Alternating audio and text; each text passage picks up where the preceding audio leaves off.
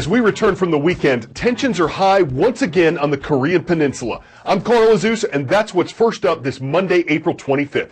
North Korea fired a ballistic missile from a submarine on Saturday. It's the latest in a series of missile and nuclear tests that the secretive communist nation has conducted this year.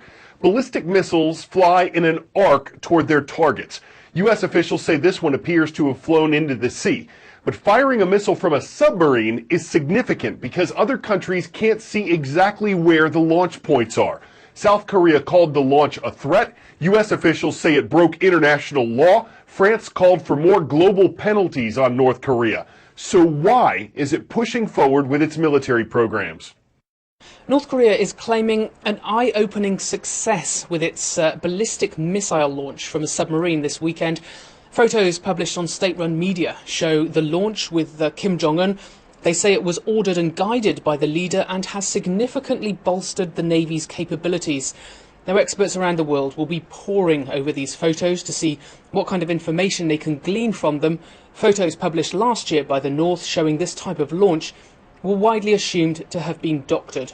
South Korea's foreign ministry has condemned the launch, saying that they had warned if the North continued with these so-called provocations, they would go back to the United Nations Security Council and push for even stronger sanctions.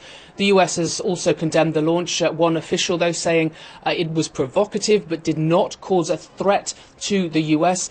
However, one other US official did say, quote, "It shows North Korea's sub-launch capability has gone from a joke to something very serious." Up next, a growing threat to the global banana industry. It's called Panama disease or Fusarium wilt. It's caused by a fungus that can stay in soil for decades, and it specifically affects the Cavendish banana. That's the kind most of us are used to eating.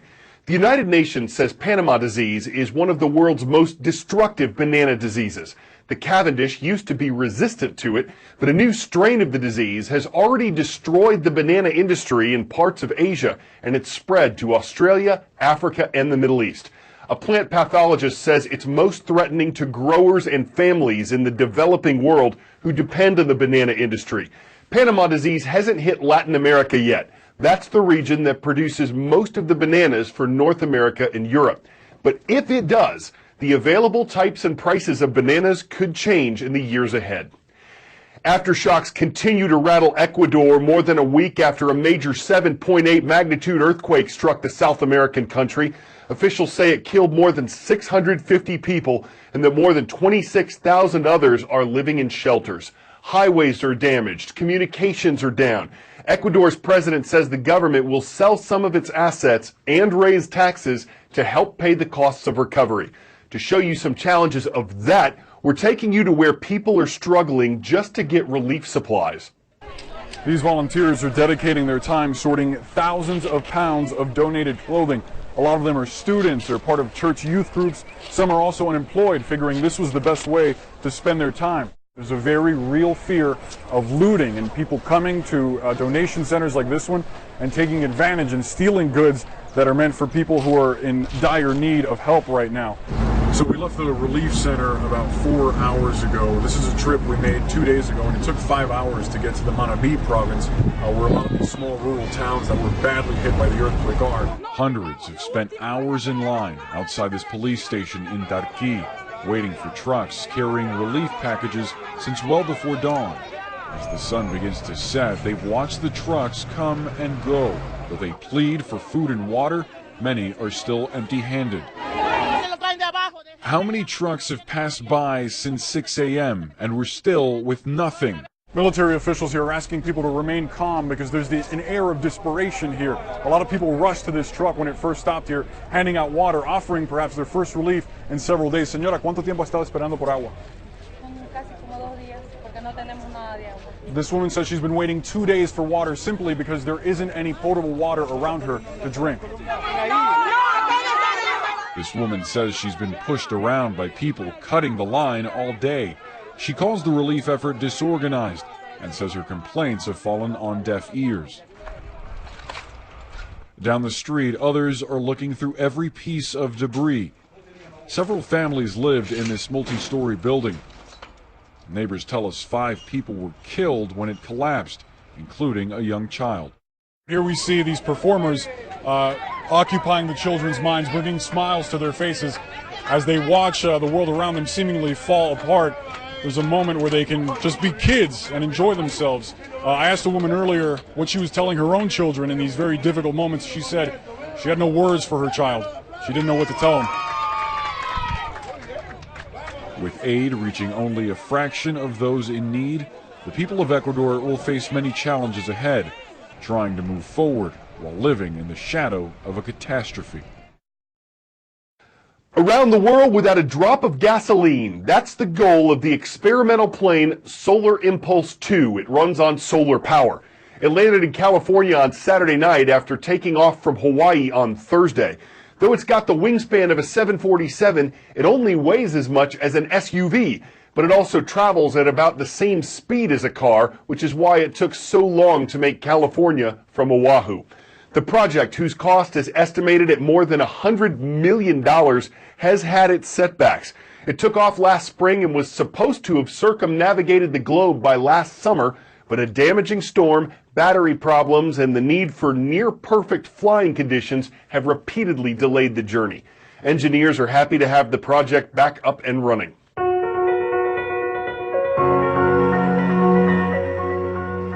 A little over 20 years ago, in a grocery store parking lot in North Carolina, an insurance worker named Harry Swimmer met a girl with the condition cerebral palsy. She was also deaf and unable to speak. And Swimmer had the idea that she might enjoy a pony ride at his farm. Her positive reaction to the experience inspired Swimmer to become a certified instructor in therapeutic riding, and he's today's character study. Every community has children with disabilities. A lot of these children have very little to look forward to. Hi, pal. How's my boy? Our farm is a sanctuary for children with special needs. All right, riders up. What do you say now? Walk on. That's my girl. Out here, they're part of a team. They ride together. They bonded with their horses. It is therapy for them. I'm getting stronger and stronger. You are getting stronger and stronger. These children come to me every day. Jerry, you're the best. And I love every one of them. This is their farm as much as it is mine. You ready? The fact that we're able to do this free of charge is a big deal. It's really expanded her community. There you go.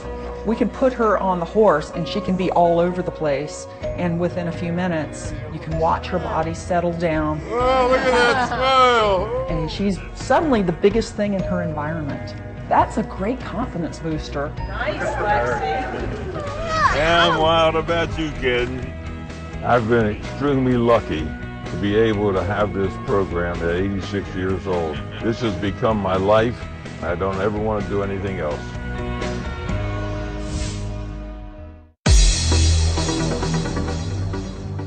Of more than 1,300 requests we received on Friday's roll call page, we're announcing 3, starting in Ruidoso, New Mexico. Ruidoso High School is there, and so are the Warriors, and that is awesome. Moving northwest to Leavenworth, Washington, we've got the mighty Kodiaks watching today. Cascade High School is on the roll. And in northwest Turkey, we come to the city of Bursa, where we're glad to be part of your day at Ishiklar Air Force High School.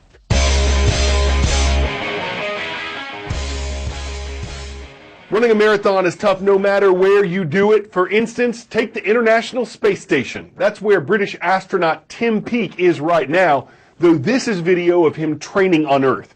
He was getting ready to run this weekend's London Marathon, 26.2 miles, harnessed to a treadmill in orbit while watching a virtual reality video of the actual race course. Peake finished in 3 hours, 35 minutes, and 21 seconds.